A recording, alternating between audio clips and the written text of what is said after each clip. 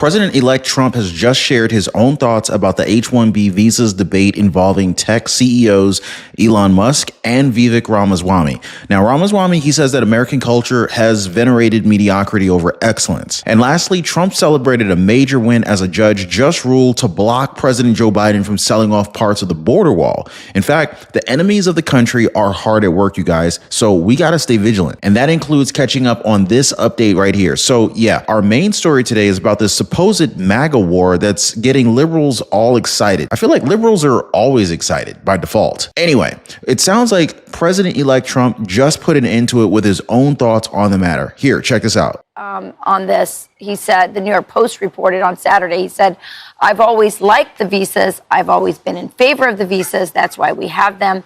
I have many H-1B visas on my properties. I've been a believer in H-1B. I've used it many times. It's a great program.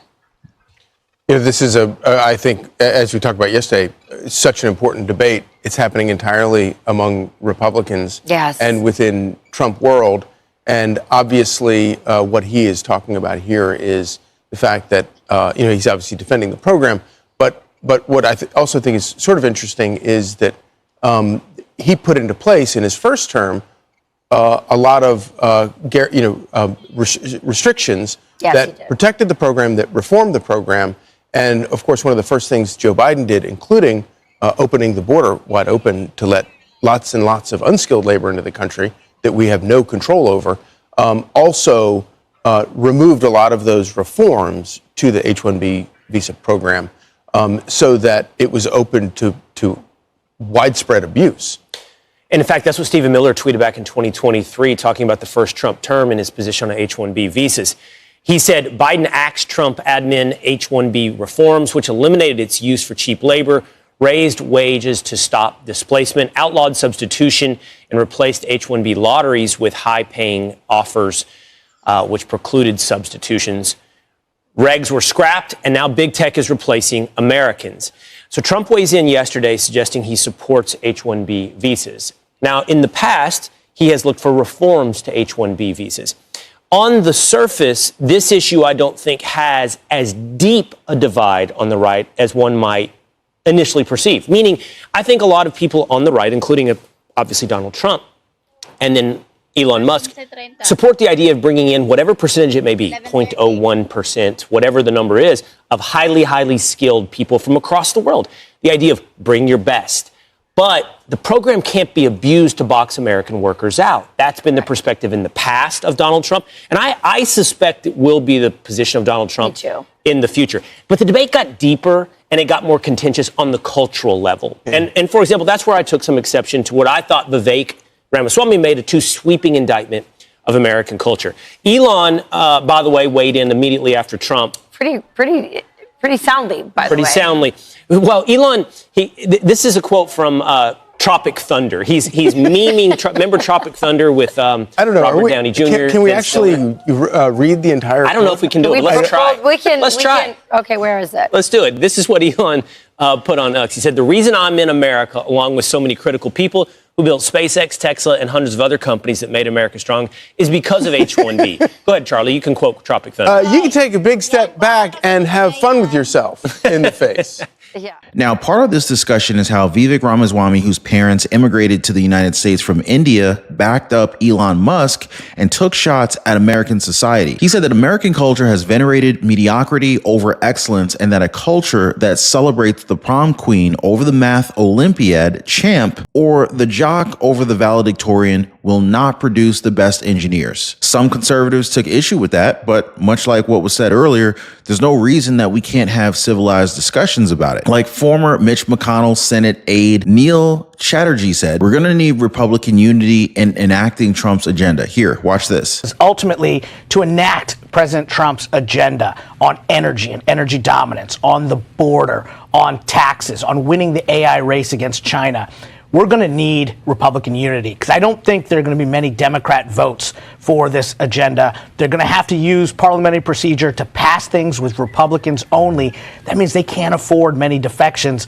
This is the first test of can Republicans come together and demonstrate governance. I think they'll pull it off. He's got a point, you guys. I mean, we got to remember the party was given an overwhelming mandate by the American people. We've got to come together on this and not let those guys divide us even further, right? Like incoming counselor to the president, Alina Hama, brought up recently, the hemorrhaging has got to stop. There are hundreds of billions of dollars that are trying to be spent by the Biden administration in literally the next 20 days.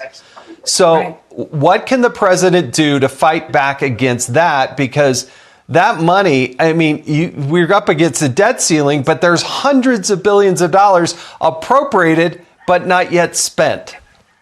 Yeah, and if you look at some of the bills that they're trying to pass, and Vivek did a great job of pointing this out, and Elon, some of those bills, they're giving massive bills which have hidden income to people, raising people's salaries, things like that. They are trying to slip it through the cracks. But our team, and when I say our team, I mean the Republican Party.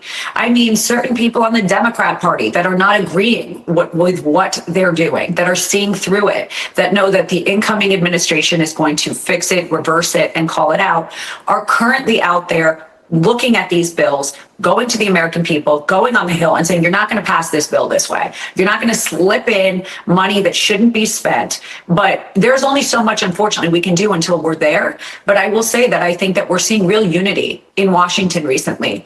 And also fear, probably because of Doge, because of his administration, the people he's put in, and the fact that they know that you're going to be held accountable if you're going to be messing around with American people's money. And and I think we've seen that. I think we've seen that just in look at the amount of people, Jason, that have come to speak to President Trump at the Winter White House here in Mar-a-Lago. They are worried, and they know they're going to be held accountable. And I think that is something we knew would happen the minute he got elected, because he is a strong leader and a strong voice, and he's America first. So if you've been messing around and taking money from our government, which is taxpayer dollars, you're not going to be able to do it anymore. There's going to be a block, and there's going to be checks and balances. It is amazing how much President Trump has been able to do just since the election. He's not even sworn in yet. So let's remember, guys, let's remember who the real enemy is here, okay? More on those desperate Biden moves later, so stick around, you guys. But first, let's go ahead and break down exactly what happened with the H-1B visas debate that liberals are trying to basically capitalize on. So they're calling it a MAGA civil war. Now, the way I see it, guys, it's just a disagreement that could easily be ironed out with a simple conversation. You know, kind of like an actual real democracy. And this is exactly what they're doing. The latest development is President-elect Trump sharing his agreement with billionaire Elon Musk, saying that he's always been in favor of these visas. And this is why we have them, and it's actually a great program. Now, I guess the debate was really about immigration and the place of foreign workers in the U.S. labor market. And as we all know, guys, Elon Musk and Vivek Ramaswamy have been tapped by Trump to lead his Department of Government Efficiency. And so recently, they said that the American culture has not prioritized education enough, and therefore that foreign workers are needed for tech companies like Elon Musk's SpaceX and his other company, Tesla. Now, connected to this is the H-1B visa program that's used a lot by tech companies. So basically, this allows U.S. companies to hire foreign workers in specialty operations, but critics of the program are saying that H-1B holders are often chosen over U.S. citizens for jobs. Now, one very vocal critic was Laura Loomer. She set off a firestorm on X when she criticized Trump's selection of Sriram Krishna, who's an Indian-American venture capitalist, to be an advisor on artificial intelligence policy. In a post, she said that she was concerned that Krishnan, a U.S. citizen, would have an influence on Trump's administration's immigration policies. What do you guys think about that? Do you think Laura Loomer is right about that? She said that it's alarming to see the number of career leftists who have now been appointed to serve in Trump's administration when they share views that are in the direct opposition of Trump's America First agenda. So Elon Musk's response to all the critics, the reason I'm in America alongside with so many critical people who built SpaceX, Tesla, and hundreds of other companies that made America strong is because of H-1B. But let me tell you guys, what really kind of riled people up was after the fact. He then went on to quote the 2008 action comedy movie Tropic Thunder. You know, the one with Robert Downey Jr., right? So yeah, as Elon Musk quoted, take a big step back and go and F yourself. Yeah, you can fill in the blank there. Now, another interesting tidbit about the news is Vivek Ramaswamy's take on American education. According to him, America's culture celebrates the prom queen over the math Olympiad champ or the jock over the valedictorian will not produce the best engineers. Now, these comments didn't exactly sit well with conservative crusaders like pundit Ann Coulter, former Representative Matt Gaetz, and even former UN Ambassador Nikki Haley. So Nikki Haley commented that there is nothing wrong with American workers or American culture. Like, all you have to do is look at the border and see how many people want what we have. So for her, we should instead be investing in prioritizing in Americans, not foreign workers. Matt Gaetz said that they welcomed the tech bros when they came running our way to avoid the third grade teacher picking their kid's gender and the obvious Biden-Harris economic decline. But he said they did not ask them to engineer an immigration policy. Now, for me, both sides, they make good points. I mean, you just can't ignore Vivek's point because it's absolutely spot on, and it does bring up a very important problem in our society. I mean, just think about it for a second. Our culture has gotten a little bit way too soft. I mean, we're coddling our kids instead of challenging them to achieve. Everybody wins. No, everybody doesn't win. Participation trophies? What the heck is that? No blue ribbons. It's all about rewarding in ways that kill the competition. And honestly, this is why we need to fix the American education system. Kids today are not being educated. They're just being placated. It's all about self-esteem now. Instead of teaching real self-discipline and things that actually like you can use in the real world. Now, of course, I may personally get canceled for my take on this and the way I see it, but back in the day, a high school education gave you more value than most college degrees do today. Just let that sink in for a minute, guys, because this focus on making kids feel good is robbing them of their resilience that they're going to need in order to handle real world challenges. If we don't start prioritizing excellence and accountability over comfort, then we're setting the next generation up for failure. I mean, yes, we should probably hire more American workers as long as they're qualified. Now, at the same time, we should take a long, hard look at our education system and see how can we pull the woke agenda out of it. Now, seriously, guys, let's get back to a culture that values merit, critical thinking, and actual learning. Enough with pushing these political ideologies and trendy narratives. Kids need real world skills like math, science,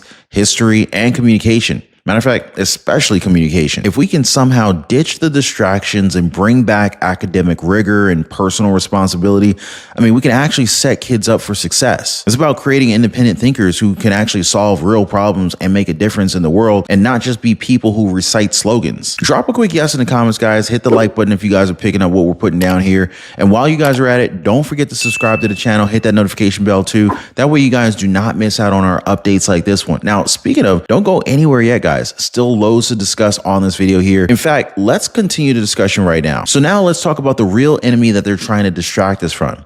The Biden administration was apparently trying to sell off border wall material before his days in the White House ended. Well, Trump and the courts put an immediate stop to that. Check this out. He writes on Truth Social, in a major crucial win for America and our national security, a federal judge in Texas, based on papers we filed just a few days ago, has prohibited the Biden administration from selling any materials designated for the border wall.